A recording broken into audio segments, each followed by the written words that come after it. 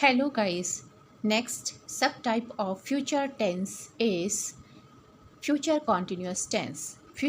Continuous tense consists of a form, subject, will be, and first form plus ing, or we can say the fourth form of the verb.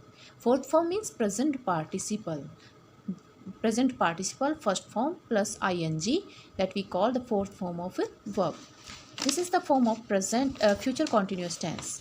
We use the future continuous tense to talk about actions which will be in progress at a time in the future. Yes, इसमें जो है जो point of time दिया हुआ होता है, given point of time में जो future में जो भी events जो भी actions जो है वो घटित होता है उसी को हम कहेंगे future continuous tense. And in the future the action is continuing on progress, will be continuing on progress. This, for example, let's see some examples of this. This time tomorrow I will be watching movie. I will be watching movie कब? This time tomorrow. तो कल इसी time पर, तो यहाँ पर point of time दिया हुआ है और फ्यूचर की बात कही गई है कि कल जो है मैं इसी टाइम पर मूवी देख रही होंगी. At 8 AM I will be going to Delhi. Yes, मैं 8 AM पर कल कहाँ पर जा रही होंगी? Delhi. At 8 AM. This is the point of time.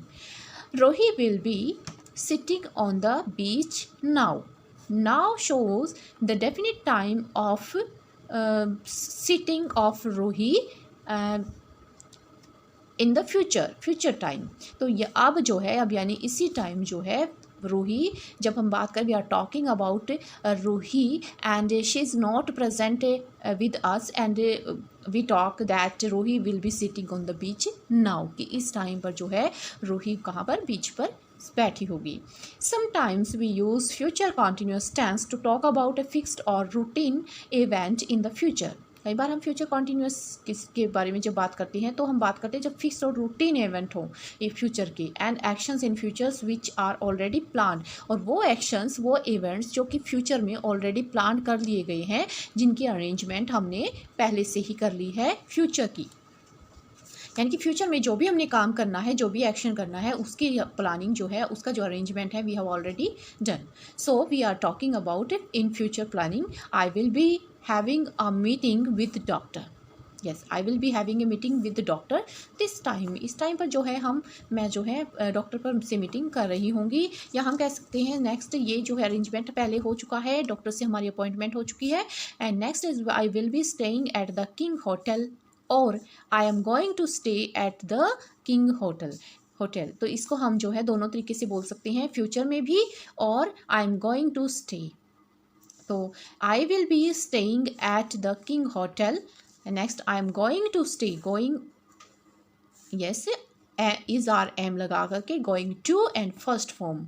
I have already told you in simple future tense about this, और फ्यूचर प्लानिंग के लिए हम इसका यूज़ करते हैं. ओके, और यहाँ भी हम प्लानिंग और अरेंजमेंट की ही बात कर रहे हैं, तो इन दोनों इसी चीज़ को हम दो तरीके से कह सकते हैं, विल बी और fourth form of the verb, और is are am going to or first form.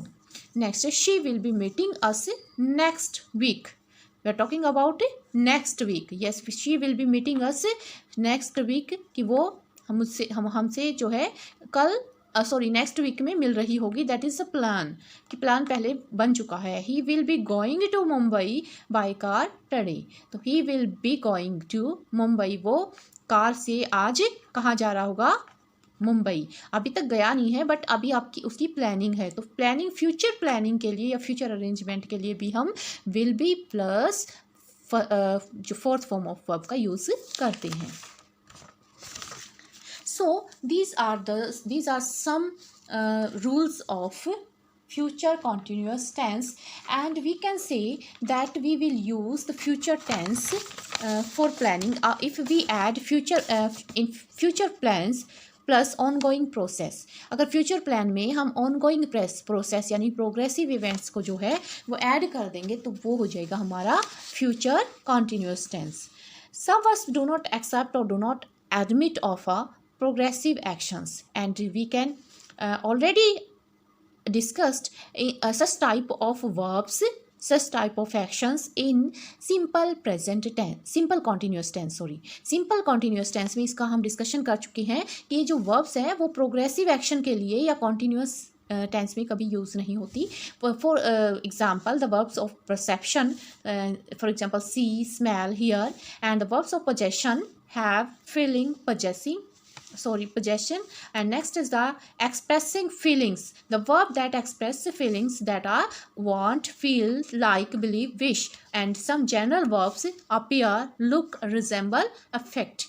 Such type of verbs never can be used in continuous tense if there is a present continuous tense or there is future continuous tense. So we always avoid all these verbs, all these uses of all verbs: perception, possession, expressing feelings, and general verbs in continuous tense. So thank you.